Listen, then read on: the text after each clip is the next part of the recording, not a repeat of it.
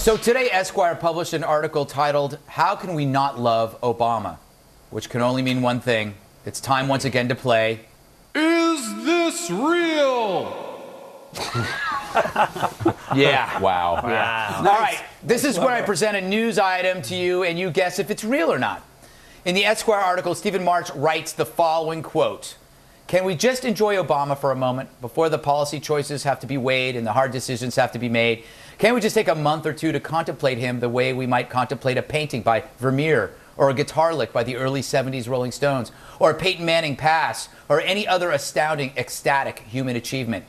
Because 20 years from now, we're going to look back on this time as a glorious idol in American politics, with a confident, intelligent, fascinating president riding the surge of his prodigious talents from triumph to triumph. Whatever happens this fall or next, the summer of 2011 is the summer of Obama. Wow. So is this real, or is Stephen March, the writer, just hilarious? Jedediah?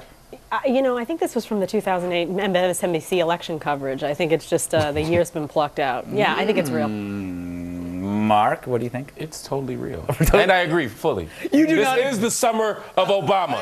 Look at the economy. Look at foreign policy. Yeah. We are our success in healthcare. Yes. Disaster all around. Well, Freud said parody is just. Oh, no, I was talking about how he got lip cancer from cigars. I have no opinion. You have no opinion. No. Bill, anything? I can confirm that it's real at the risk of ruining my super awesome pseudonym, Stephen March. Thanks. Now I'm going to come up with another one. How much did they pay you? Huh? They did. I just wanted a place to write that. And no blog would take it. But Esquire, they had room. Oh, how nice. All right, so last night I told you how much I love fighting fires that I've started. But I do. But I also love charity. So let's get to my latest piece of art. I call this Frankencorn. Here I try to capture the true inspiration behind Benjamin Franklin's great achievements. And of course it was a unicorn. Here's a fun fact. Benjamin Franklin didn't invent electricity. A unicorn did.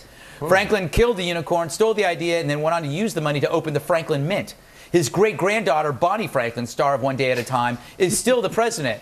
And a jerk. Okay, maybe that wasn't really a fun fact. The highest bid so far is still Steven Santos, who bid $350. Now, tonight is the last night to bid, so you got to send your bid to redeye@foxnews.com. And as you know, all the money this week goes to TAPS, a nonprofit group that provides grief counseling and support programs to families of fallen soldiers. You can go to taps.org to learn more. And let's not forget the real message. It's not about charity. It's about me, because I'm Emo Siwa, which is awesome backwards. Wow. Yes, I am awesome backwards and frontwards. We'll close things out with the post-game wrap-up from TV's Andy Levy. So I'll see you here again, 5 p.m. Eastern time for the 5. But coming up tomorrow on the next Red Eye, return appearances from former British soldier Kevin Godlington, author Imogen Lloyd Webber, and comedian Joe DeVito.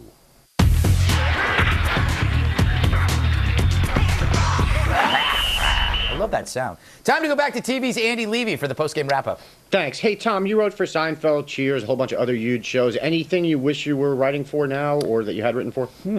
Well, I love The Littlest Couple. It's any show that has a 2-foot gynecologist is in my wheelhouse. That's your wheelhouse. It's good to have a specialized wheelhouse. Yes. Yeah, it's not all across the board employable, but when the time comes, I'm ready. Absolutely.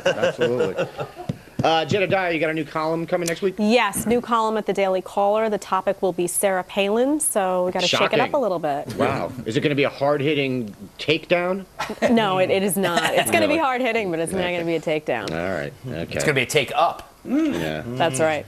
Professor, you ready for the second half of baseball season? I am. Last night the All-Star game was played to decide whether the Phillies would have home field advantage or not. National League won, so now we're destined for a 4-game sweep, and we're going to win the World Series. I'm sorry, what?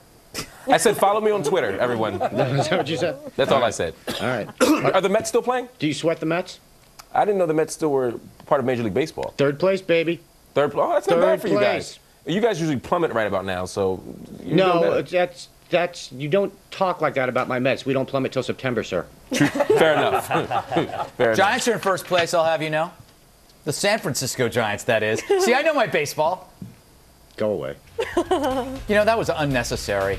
nasty. He is. He's a nasty he can man. be mean. I I don't know. like him anymore. I've been on the You hurt his receiving end of family? that. I've done nothing. I've discovered that man.